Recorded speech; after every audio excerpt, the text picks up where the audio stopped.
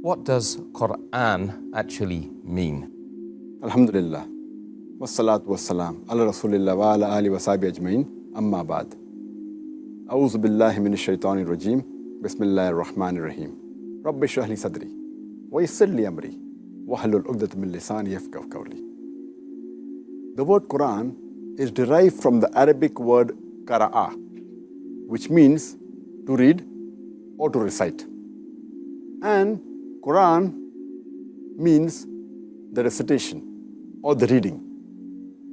The Quran is the last and final revelation of Allah subhanahu wa ta'ala, which was revealed to the last and final messenger Prophet Muhammad, peace be upon him. And Allah subhanahu wa ta'ala has sent down several revelations. Allah says in Surah Ra'd, chapter number 13, verse number 38, لِكُلِّ أَجْلٍ kitab. In every age have we sent down revelation. There were many. By name, 4 are mentioned in the Quran: Torah, Zabur, Injil, and the Quran. Torah is the Wahi, the revelation, which was given to Moses, peace be upon him. Zabur is the Wahi, the revelation, which was revealed to Prophet David, peace be upon him.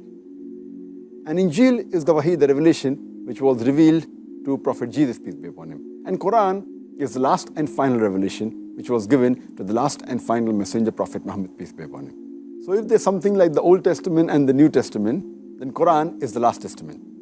So Quran actually is a Wahi, it is a revelation. Normally people think that Quran is the book.